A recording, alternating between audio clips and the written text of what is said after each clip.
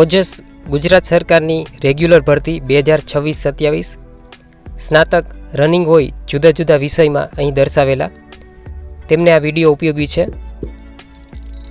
ઓજસ પર રેગ્યુલર સરકારી ભરતી 2026-27 તેના માટે જાહેરાત બહાર પડી છે.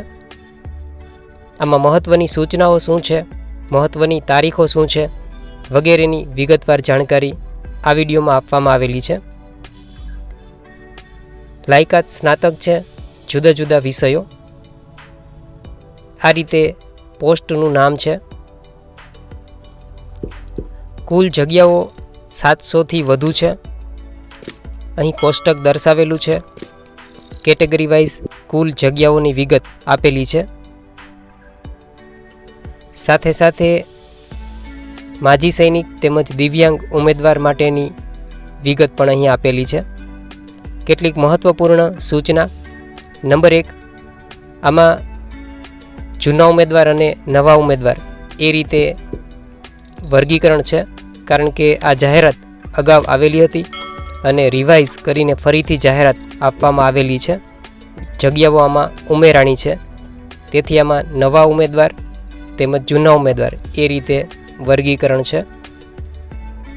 ત્યાર પછીની સૂચના, આમાં અરજી કરવા માટે છેલ્લી તારીખ 30 જૂન 2026 છે. સમયસર ઓનલાઈન અરજી કરી દેવી. સૂચના નંબર 3, આમાં અરજી કરવા માટે જે લાયકાત માટેની ડેડલાઇન અથવા તો લાયકાત માટેની સ્થિતિ છે અથવા તો કટ ઓફ તારીખ છે તે 30 જૂન 2026 છે.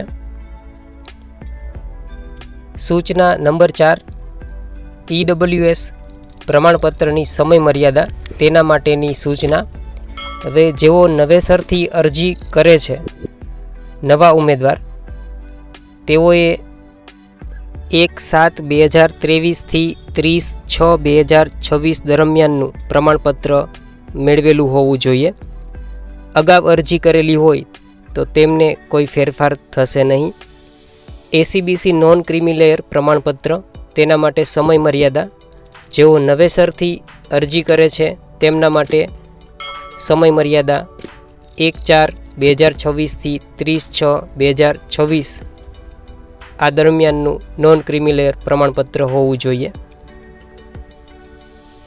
ત્યાર પછીની સૂચના, BSc CA તથા IT તેવી જ રીતે MSc CA તથા IT આ ડિગ્રીના ઉમેદવારો તેમની અરજી આમાં માન્ય કરવામાં આવશે નહીં. મહત્ત્વનો ફેરફાર, તો આ જાહેરાત અગાઉ આવી હતી ત્યારે 426 જગ્યાઓ હતી, તેમાં નવી જગ્યા ઉમેરાણી છે અને 776 કુલ જગ્યાઓ થઈ છે અને ફરીથી આ જાહેરાત રીઓપન કરવામાં આવી છે. તો આ રીતે આ મહત્ત્વનો ફેરફાર છે. ઓનલાઈન અરજી કરવા માટેની તારીખ, તો આમાં અરજી માટેની છેલ્લી તારીખ 30 જૂન 2026 છે. સમયસર ઓનલાઈન અરજી કરી દેવી જરૂરી છે. આમાં કયા ઉમેદવારે ફરીથી ફોર્મ ભરવું અને કોણે ફરીથી ફોર્મ ન ભરવું તેની સૂચના જોઈએ. જે ઉમેદવારોએ નવેમ્બરમાં ફોર્મ ભરી દીધું છે, અગાઉ કન્ફર્મેશન નંબર આવી ગયો છે, તો તેમણે આમાં ફરીથી ફોર્મ ભરવાની જરૂર નથી. જે ઉમેદવારો અગાઉ ફોર્મ ફીના કારણે અથવા કોઈ ભૂલ થઈ હોય અને ફોર્મ રિજેક્ટ થયું હોય તો તેવા ઉમેદવાર આમાં ફરીથી ઓનલાઈન ફોર્મ ભરી શકે છે, અથવા તો જેઓ પ્રથમ વખત આમાં અરજી કરવા માગે છે તેઓ ફ્રેશ ફોર્મ આમાં ભરી શકે છે. ત્યાર પછી જોઈએ આમાં લાયકાત શું છે તેમજ લાયકાત સંબંધિત ફેરફાર શું છે. તો આમાં કોણ અરજી કરી શકે છે? લાયકાત આ પ્રમાણે છે: BBAની ડિગ્રી હોય અથવા BCA અથવા BCom હોય અથવા BSc મેથેમેટિક્સ અથવા BSc સ્ટેટિસ્ટિક્સ તેઓ અરજી કરી શકે છે. અથવા BA અર્થશાસ્ત્ર હોય તે ઉમેદવારો આમાં અરજી કરી શકે છે. લાયકાત માટેની કટ ઓફ તારીખ 30/6/2026 ધ્યાનમાં લેવાની રહેશે. તો જુદા જુદા વિષયમાં જેઓ સ્નાતક હોય તે અરજી કરી શકે છે.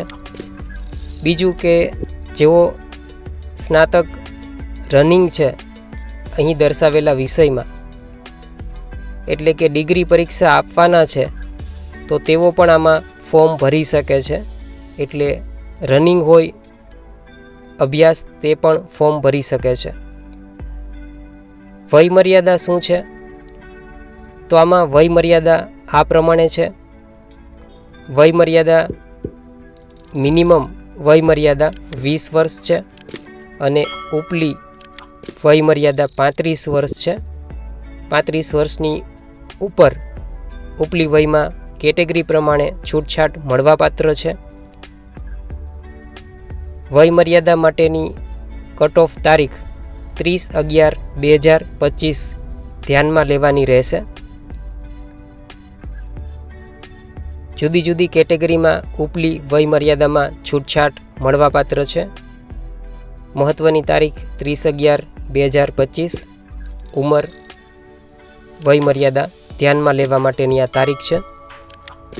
વયમર્યાદામાં છૂટછાટ મળવાપાત્ર છે તે જોઈએ. અહીં કેટેગરી પ્રમાણે કોષ્ટક દર્શાવેલું છે. જુદી જુદી કેટેગરીમાં ઉમેદવારને ઉપલી વયમર્યાદામાં 5 વર્ષથી લઈ અને 10 વર્ષ એમ જુદી જુદી છૂટછાટ મળવાપાત્ર છે. EWS તથા SEBC ઉમેદવાર તેમાં અનામત વર્ગ માટે અગત્યનું પ્રમાણપત્ર, તેના માટે સમયગાળો. SEBC ઉમેદવાર તેમના માટે અનામત વર્ગનું પ્રમાણપત્ર, તેના માટેનો સમયગાળો એપ્રિલ 2024થી જૂન 2026. તેવી જ રીતે EWS માટે જુલાઈ 2023થી જૂન 2026. તેની તારીખ પણ અહીં દર્શાવેલી છે. તો એ સમયગાળા દરમિયાન આ પ્રમાણપત્ર ઇસ્યુ થયેલા હોવા જોઈએ. આમાં પગાર ધોરણ શું હોય છે? તેમાં અલગ અલગ પોસ્ટ છે, જગ્યા છે, તે પ્રમાણે પગાર ધોરણ આ પ્રમાણે છે. સબ ઓડિટર તેમાં મહિને ફિક્સ ₹26,000 પગાર ધોરણ છે. ઓડિટર તેમાં મહિને 49,600 ફિક્સ પગાર છે. ત્યાર પછી 5 વર્ષની સંતોષકારક સેવા પછી આમાં ફૂલ પગાર મળવાપાત્ર છે. પેપરનું માળખું શું છે? તો પેપરનું માળખું આ પ્રમાણે છે. આમાં પ્રિલિમ્સ પરીક્ષા રહેશે, MCQ, ત્યાર પછી મેઇન્સ પરીક્ષા ડિસ્ક્રિપ્ટિવ રહેશે અને ત્યાર પછી જોબ ઓફર. તો આ રીતે પરીક્ષા તેમાં મુખ્ય 2 તબક્કા છે. આમાં ઇન્ટરવ્યૂ નથી. 2 તબક્કા બાદ જોબ ઓફર. તો એ રીતે 2 તબક્કા છે. તબક્કો 1 પ્રિલી MCQ આધારિત છે. પ્રિલીની આગળ વાત કરીએ. પ્રિલી પરીક્ષા તેમાં માળખું આ પ્રમાણે છે. પ્રિલી પરીક્ષા છે તે સ્ક્રીનિંગ ટેસ્ટ છે. તેનું માળખું આ પ્રમાણે છે. કુલ 150 માર્ક્સ છે, જેમાં કોમર્સ અથવા તો ટેકનિકલ તેના 100 ગુણ છે. તેવી જ રીતે અન્ય વિષય છે ગુજરાતી, અંગ્રેજી, જનરલ સ્ટડી, મેન્ટલ એબિલિટી, એ રીતે થઈને કુલ 150 માર્ક્સ થાય છે. ખોટા જવાબ માટે 0.25 નેગેટિવ માર્ક્સ છે. તો આ રીતે આ પેપરની અંદર સૌથી મોટો હિસ્સો કોમર્સના ટેકનિકલ વિષયો છે તેનો છે, 100 માર્ક્સ છે, જેમાં એકાઉન્ટ, ઓડિટ, GST વગેરે છે. મુખ્ય પરીક્ષા મેઇન્સ તેનું માળખું જોઈએ. મુખ્ય પરીક્ષા વર્ણનાત્મક ડિસ્ક્રિપ્ટિવ રહેશે. તેમાં 2 પેપર રહેશે. પેપર 1 જેમાં ગુજરાતી અને અંગ્રેજી ભાષાનું આ પેપર રહેશે. 100 માર્ક્સ રહેશે. 3 કલાકનો સમય રહેશે. પેપર 2 છે તે એકાઉન્ટન્સી અને ઓડિટિંગનું રહેશે. 100 માર્ક્સ, 3 કલાકનો સમય રહેશે. મેઇન્સ પરીક્ષાના માર્ક્સના આધારે જ ફાઇનલ મેરિટ જાહેર કરવામાં આવશે. એટલે મેઇન્સ પરીક્ષા મેરિટની રીતે ખૂબ મહત્ત્વની છે. સિલેબસના કેટલાક મહત્ત્વના મુદ્દાઓ અહીં દર્શાવેલા છે. તો સિલેબસની અંદર auditing, economics, language skills, GST, income tax વગેરે જેવા મુદ્દાઓ મહત્ત્વના છે. ભાષાના પેપરમાં નિબંધ લેખન, પત્ર લેખન, અહેવાલ, ભાષાંતરની પ્રેક્ટિસ વગેરે મહત્ત્વપૂર્ણ છે. આંકડાશાસ્ત્ર તેમજ અર્થશાસ્ત્રના બેઝિક ખ્યાલો પણ મહત્ત્વના છે. આમાં પસંદગી વિશે કેટલીક મહત્ત્વની જોગવાઈઓ આ પ્રમાણે છે. લઘુત્તમ લાયકી ધોરણ પ્રિલી અને મેઇન્સ બંને પરીક્ષાઓમાં થઈને 40% માર્ક્સ લાવવા ફરજિયાત છે. તેના કરતાં ઓછા માર્ક્સ આવશે તો મેરિટમાં ધ્યાનમાં લેવામાં આવશે નહીં. બીજું કે આમાં વેઇટિંગ લિસ્ટની વ્યવસ્થા નથી. માજી સૈનિક અને વિધવા ઉમેદવારોને પ્રાયોરિટી આપવામાં આવશે. અરજી કરવા માટેની પ્રોસેસ શું છે તે જોઈએ. તો આમાં ઓજસ વેબસાઇટ છે, તેના પર ઓનલાઈન પ્રોસેસ કરવાની છે.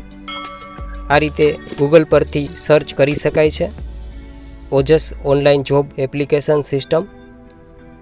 આ રીતે હોમ પેજ અથવા મુખ્ય વેબસાઇટ જોવા મળશે, જેમાં એપ્લાય મેનુમાં જવાનું રહેશે.